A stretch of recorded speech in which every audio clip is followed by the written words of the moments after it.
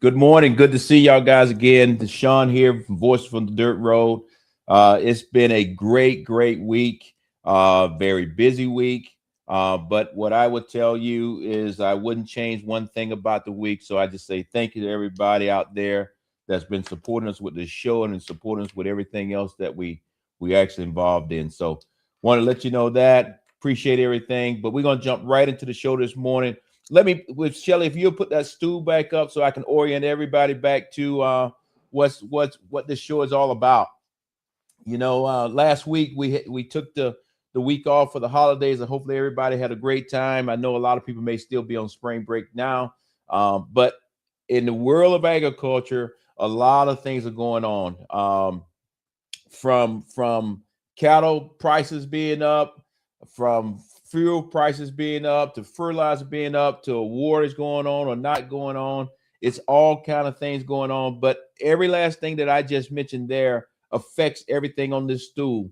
And as y'all guys know, we try to focus in on livestock, row crop, forestry, and then on top of all of those things, behind the curtains or even in front of the curtain, is the ag department, where they're actually trying to make sure that they take care of our farmers. And we're going to get into weeds on a lot of those things, but still currently today, Congress is going to go back to work next week, and we're going to see where the farm bill is going to actually make it through or not. I continue to keep you up to date on that. But that's kind of the gist of this show, is to be able to talk directly to rural America.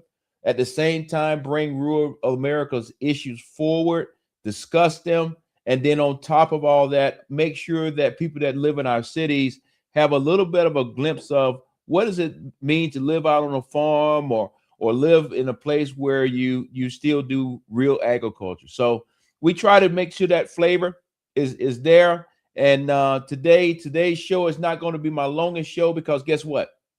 As soon as I finish this show, I got to jump in the truck, get over to Alabama, because I'm actually purchasing fertilizer today, because we actually putting it out on our pastures, getting ready for the spring. As y'all guys know, we're in the middle of a drought, but got to get it out there. And next week I'll show some pictures and videos from that process, so the people that don't understand how do you get fertilizer on your fields can better understand it. So we'll take what I'm doing after the show today and turn it into a little bit of a show next week, just to let you know how we do that. And then also I want to give a shout out to my alma mater, Tuskegee University. They actually gifted me this shirt here, and it's from the USDA program, from the Agricultural Marketing Service Fellow. So thank you. They told me that if I was at Tuskegee now, and it's been a long time since I was a student at Tuskegee, I just say it that way. But if I was at Tuskegee now, still in the agriculture department, working on my agriculture business degree, then I would have had one of these shirts and been walking around the campus. So I'm so proud to be able to wear it and represent Tuskegee. So if you see me out and about today, but if you see me out and about somewhere in the future, you may actually see me with this shirt on, because Tuskegee is the one who gave me my initial foundation in the world of agriculture, at least at the college level, because y'all guys, I was born on a farm, but at least at the college level, Tuskegee was that first place. And then Colin and I, we went on to Michigan State and many other places. So love agriculture, love what we're doing, and we love passing this information on to y'all guys. So with that, let's jump right into our very first video, because I want to set the stage of where we're at in agriculture this week, because a lot of things are going on. So with that, Shelly, will you play the first video, and then I'll talk after Secretary Rollins. Focus now on some of the economic effects of the war with Iran. About a third of the world's fertilizer supply passes through the Strait of Hormuz, and its effective closure is causing shortages and price spikes for fertilizer during the crucial spring planting season. That has led to fears of both elevated food prices and lower crop yields across the globe. This morning, Agriculture Secretary Brooke Rollins told PBS News' Liz Landers that, quote, everything was on the table to fix the problem for American farmers. Clearly, I think we're at 36 days for the conflict, has elevated the issue of fertilizer and how important it is for American farmers and frankly for our food supply. The good news is that about 80% of our farmers actually last fall locked in their fertilizer. So as we're moving into planting season, it's only about 20 to 25% of our farmers that didn't lock that in. We are working directly to ensure that we can get them what they need and it won't bankrupt them. Yeah, I would tell you, Secretary Rawls is trying to do a good job, but the reality of it is that many farmers, that number as the week went on, that percentage of 80% of the farmers that locked their fertilizer costs in, come to find out that wasn't exactly the number itself. I won't say that people are trying to be misled, but right now, many farmers are still locking in their fertilizer costs. And on top of that, because of the things that's happening in the Strait of Hormuz, that means that the fertilizer cost is very, very high now. And many farmers are struggling, trying to figure out how they're going to be able to take on this additional cost and kind of go from there. But before I get too far into it, I just saw Bob. I think I sent you a thing and said, hi, good to see you, brother. I'm going to be working some cows here in the next couple of weeks. Look forward to you coming over and having a great conversation. So again, Bob, thanks for getting up with me. You're probably smiling right now and saying, wait a minute, Sean actually recognized it. Yep, I'm getting better at this gig. So Bob, thank you for watching us this morning. But back to what I was just talking about, that many of our farmers were waiting to see, this is prior to the war, was waiting to see what tariffs was going to be and what was going to bring down fertilizer costs. So they did not lock their fertilizer costs in. Now we done got into the war and the Strait of Hormuz. The Strait of Hormuz, as of right now, is we pray and hope that the ceasefire holds. But the reality of it is that ships are not really going through. And then if they go through, it looks like Iran is going to start charging a toll. And if they charge that toll, that means fuel prices, diesel prices, oil prices, fertilizer prices, and everything else potentially is going to stay high. So as farmers, we need to stay on top of that so that we can manage what we're actually doing. With that being said, I'll talk a little bit more about that during my the rest of this show, but I want to move into something now just on a positive note, because as a cattle farmer, livestock, as a cattle farmer, that's what I do. I run a cow-calf operation. Love it. We're still growing our herd here in a little bit. Like I mentioned to Bob, in about two or 3 weeks, end of April, we will start the AI process. We'll film that and show everybody how that process works. But the reality of it is, cattlemen like me throughout the country, we are making money on cattle. In theory, and reason why I want to say in theory is because when you sell your cows or you sell a calf, you get a check and you say, wow, I got a lot of money, $2,000, $3,000, whatever it is. But if you don't actually take the time, the reason why I bring this up, because I talk to a lot of cattle farmers, we love to talk about the check that we received or what somebody gave us for a cow or a calf, but we don't talk about how much did it cost us to actually produce that cow or calf. And what I mean by that, fertilizer costs, fuel costs, any veterinary bills, how many things of input you had to put into that was taken out of that check that you received. And I think as cattlemen, we need to start having the hard discussion on, are we really making money or we're not, when you start adding all your costs in? Because just like everybody else in the country, especially our row crop, our cost is also going up. That means that your profits are coming down. And the question is, are we actually making money or not? Now, I will tell you, on the cattle business, one of the reasons why we're making money is a simple thing of supply and demand. And the ones of us that work in the business world or got your MBA, that's very easy. But supply and demand is this. Cattle the size of the herd is the smallest it's been in roughly about 75, 76 years. That means it's very small, but our beef is great and demand is up and people are still going to the grocery store buying it every day. Hence, the demand for us out there to raise cattle is still high. That's why prices are high. But the question is this: as everything continues to go up at the grocery store, will everyday people continue to buy our product? And if that continues to happen, we're going to continue to make money. But if they decide to go in a different direction, buy chicken or buy something else, or don't even buy any protein at all, then guess what? It collapses on us and we're in a major problem. So we need to have a great discussion on that. But let us move into our next little topic on the cattle, because dude, that is my area that I love to talk about. So let's, Shelly, tee up the cattle piece and I'll come back and talk about it on the back end. Herd has dropped to its smallest size in 75 years, with just 86.2 million cattle and calves on farms. That's roughly one cow for every 4 Americans. It's keeping beef prices high from the farm to the grocery store. Experts say rebuilding the herd will not be easy. Rising costs for land, feed, and equipment, along with strong demand for property, they're all keeping many farmers from expanding. Supply will stay steady to lower, which in the short run, from a supply perspective and a price perspective, will keep prices elevated, if not higher than what we saw last year. And even if herds begin to grow, it could take more than a year before beef reaches grocery shelves, meaning high prices, they may stick around for the foreseeable future. Now, those beef prices are going up across the country. The U.S. Bureau of Labor Statistics says a pound of lean ground beef currently costs about $8.34. Last year, it was $7.55, and in 2022, it was $6.52. Reporter Ellen Ice spoke with a beef producer and seller in the Bluegrass State who explains why it's happening and how you can cut costs.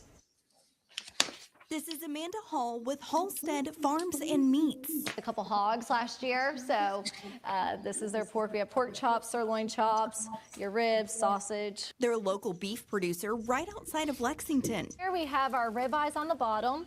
Then we have some T-bones. Amanda and her husband Reed call the current beef market the perfect storm. The cow herd is at its lowest number that they have been at in 70 years. So if you think about the supply and demand, you know, naturally whenever the supply is a little bit lower, your prices will go higher. And according to the Halls, that's because of a few things, like the age of farmers, consecutive drought years in the West, where majority of cattle production takes place, and the price you can get right now for a beef cow. You're seeing older gentlemen sell entire herds, people selling animals to pay debt down. But they say beef is still what's for dinner. They are still choosing beef. They're still grabbing the ground beef, the steaks, the roast, because they know that is such an awesome protein. To stretch your budget, they recommend connecting with a local producer and bulk buying, like getting a quarter, half, or a whole cow. And the bulk pricing is much cheaper in the way that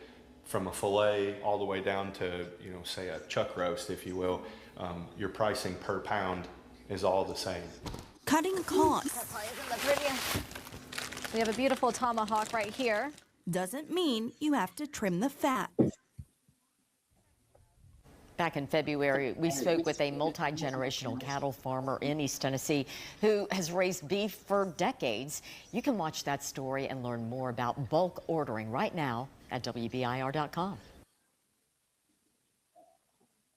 All right. As you can see there, like I said, cattle prices are up. Things are great. But as cattle producers or as just everyday people out there, we need to make sure that we clearly understand what's going on, because if you don't watch it, you can get upside down. One of the decisions that I'm personally making here on my farm is, do we expand or not?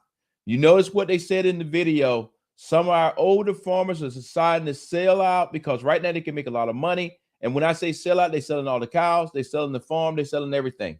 I would tell you the one thing I don't want to see is investors come in, and the next thing you know, a beautiful farm has 40 or 50 houses on it. I'm not against houses being built, but I am against farmland being taken up, because as it disappears, you're never going to get it back.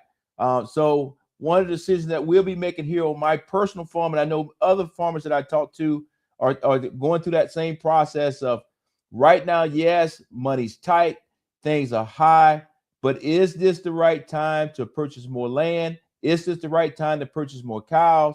And all of those particular factors, because as far as the land piece, that's a whole different discussion. We'll have a show on that. But then on the flip side of the coin, when it comes to the cattle piece of it, is this. If you can afford the cattle right now and you got the grass and you can expand, I would recommend doing that. But at the end of the day, I would also say to just everyday people, if you plan on getting in farming or getting in this business that I'm in, do it. But think about this. This is not easy. This is a long-term decision. This is a generational decision. And you need to make sure that you clearly understand that when you get into this type farming or any type farming, depending on what scale you're trying to be at, it is hard work. It is not something that you're just going to be able to walk in here today and walk away. So I think you really need to think through that. And you got to be hands-on. You got to be hands-on. You can't be sitting in some corporate office thinking that you're a farmer. No, you got to come out here and get dirty with all the rest of us if you're going to do it the right way. So we will continue to have these discussions. I plan to have some shows that we actually break down. Is now the right time to buy farm property, or is this the right time to buy cattle? Yes or no?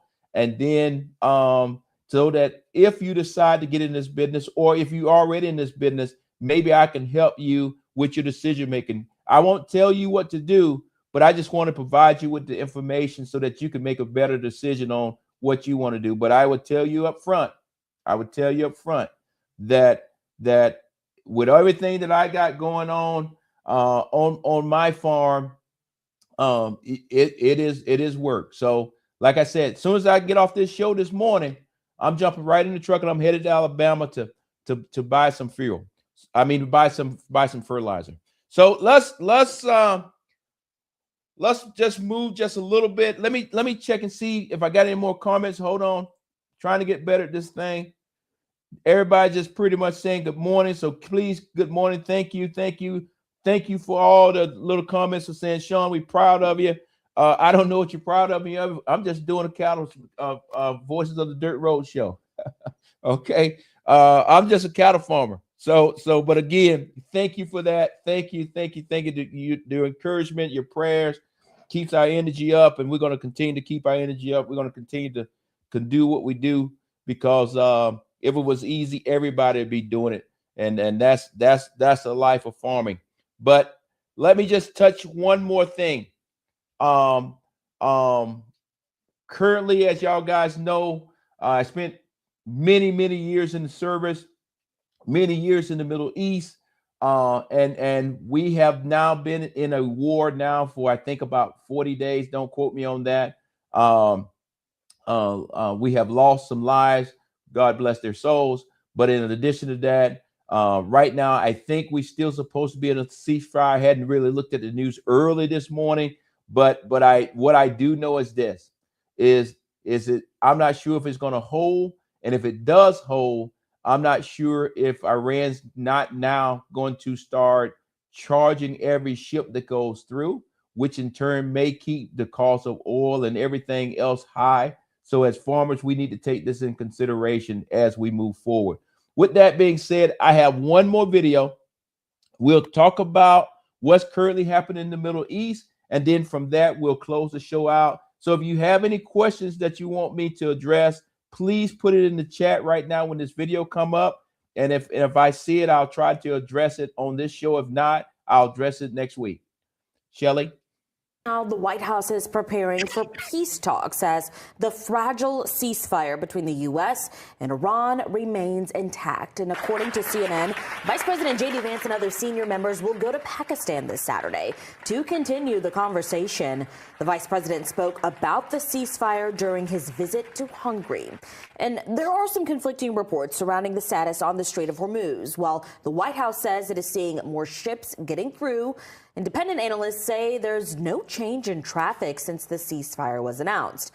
Adding to the complications, Iran published a chart suggesting it put sea mines in the key waterway, and it's unclear whether they are still there.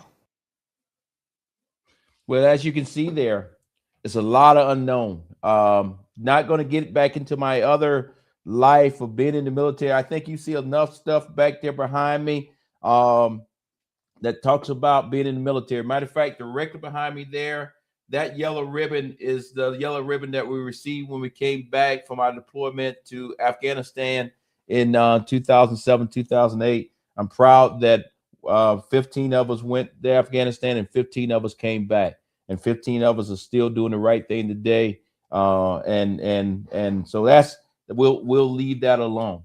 But what I want to say, as far as what's going on in the Middle East right now and how it's affecting us as farmers, I think my recommendation is to be to every farmer: don't put your head in the sand.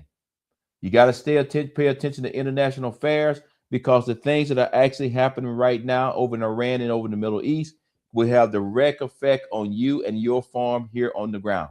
This morning, as soon as I finish this show, I'm jumping in the truck and I got to go to Alabama and actually purchase fertilizer. When I actually did we did our soil test, and I'll talk about that at some other point. We did our soil test. My soil is pretty good here on this farm. We had 6.2, which is right in that sweet spot. So I don't need that many different things to go into my fertilizer. But on the flip side of the coin, I was thinking about putting chicken manure out, and come to find out, because demand is so high right now for fertilizer, and fertilizer cost is being so high, that chicken manure costs more than my fertilizer, because all the farmers are moving toward chicken manure this time. So demand, supply and demand is everywhere. So at least when it came to my farm, I made the decision it was better for me to have regular fertilizer versus the chicken manure. One of the things, I just put a little caveat out there: nothing's wrong with either one. There's a lot of science behind both of them. However, if you get the chicken manure, 9 times out of 10, you're going to have weeds and stuff all in your pastures. Where if you get the regular fertilizer, you have a decrease on that. But just for me today, the price of fertilizer is cheaper for me to go get the fertilizer that's mixed specifically for my soil test versus chicken manure. So I will be going today, but what I will tell you is this, and you'll see this in next week's show, is the price that I'm going to pay. The reason why I'm getting this price today is because we locked it in. And when I get there, I can't go down there talking about I'll pay you next week or I'll pay you next month. No, I got to write a check today to lock that price in, because every day the price of oil is going up. And if the price of oil goes up, fertilizer goes up, diesel goes up, and that is the price that you actually pay out there. So just give you that little bit of insight, because farming now is tough. It's still fun, but you got to stay on top of everything that's going on in the world, internationally, nationwide, and then also locally. So that's where we're at right now. I will tell you, like I say every week, as you know, I mentioned that I was a veteran, and I mentioned that 15 of us went to Afghanistan and 15 of us are back home. I'm proud of that. I'm also very proud that the fact that none of us are to the point that we want to make a short-term decision for an issue. And we talk to each other all the time. So I want to just give a quick little shout out to those guys. But what I'm getting at is this: with everything that's currently going on in the world and currently going on in agriculture, and many farmers are a lot older right now, roughly the average age is around 60 something. And it's very hard for young people to get into this business. We need to make sure we open some doors to get for young farmers in here. But on the flip side of the coin, people are starting to lose their farms, and that means people are getting a lot more stress. Just last week, I mentioned it, and we will go into some more detail, because just last week, I think it was $300 million or something. Don't quote me on the number. Was cut out of a program that was designed to get minorities, indigenous people, women into agriculture. I think we need to have that conversation, because I am worried that if we continue going down the same road that we're going down, everybody won't have a chance to get into this thing called agriculture and feeding America and those kind of things. But the reason why I bring it up is this: right now, unfortunately, 22 veterans per day decide to commit suicide. And that's very bad. That's 22 too many. And we got to continue to work on that. But on the flip side of the coin, farmers are actually committing suicide at a faster rate than veterans. And part of that issue is you live in a rural community. We don't actually have any mental health facilities or wraparound services. And then sometimes it's just pride, to be honest with you. I don't want to go talk to nobody and tell them about my problems. But the reality of it is, when the bank tells you that you the 5th, 7th, 8th, 10th generation that's been on this farm, but you the one going to lose it because you cannot afford to get the fertilizer, you can't afford to get the diesel, you can't afford to get the operating costs to run your farm this year, then we got too many farmers that are deciding to commit suicide. So that's something that I do every time is this. No matter what the subject is, I'm going to come back to it because I think it's very important. Just like I think it's very important for our veterans. Here is the number. It's 988. Very simple. Call that number and you can get somebody on the line and they can talk to you and help you, because all it's about is getting to the next day. The sun will come up tomorrow and things will look better, and we can get somebody to help you, because at the end of the day, the last thing that we need is for this industry of agriculture to collapse in on itself. And because if agriculture in the United States collapses, everything collapses, because agriculture, farming is the #1 business in America. So no matter where you live, no matter what you do, I don't care if you ever been to a farm in your entire life, your job is dependent on the backs of farmers. And if farmers actually collapse in on themselves, the next thing you know, Atlanta, New York City, California, and everybody else is going to start collapsing on themselves. So right now, farmers in a pickle. We got some subsidies that's supposed to be coming out. We'll see if they're going to get there in time.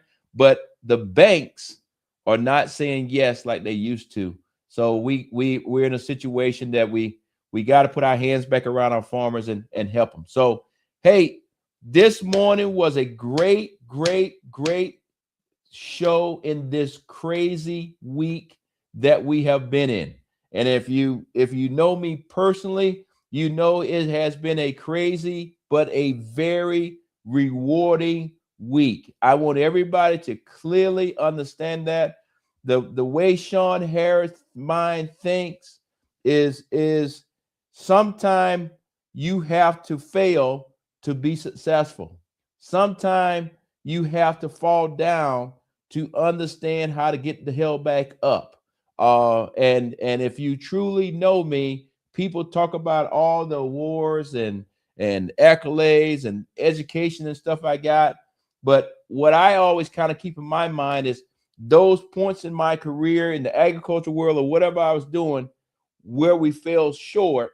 And then that process of getting back up on your feet, standing up, shaking, dusting yourself off, and moving out. And this week here was one of those weeks that we did some amazing things. We didn't get where we wanted to be, but we already back up on our feet. Nobody got their head down. Nobody's looking sad. We're moving on and moving in the right direction. So again, to all of those people that support our show, to all those people that support everything that we do, all those people that I see at Tractor Supply, Walmart, or anywhere else, thank you for your help. Thank you for your prayers. But I don't want anybody to be down, because I'm not down.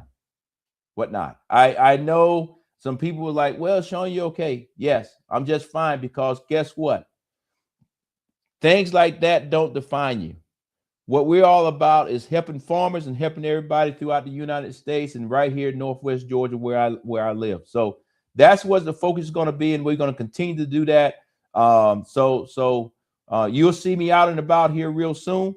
And if you see me out this morning, you're gonna see me put some of this high priced diesel in my truck to go to Alabama to go buy this high price fertilizer. And then if you drive by my farm, you're gonna see me out there putting fertilizer out all day today, because the only way I'm getting the price that I'm getting, I got to pick it up this morning, come here to the farm, put it out, and then get the buggy back to them today to get the price that I need, because some other farmers need it tomorrow.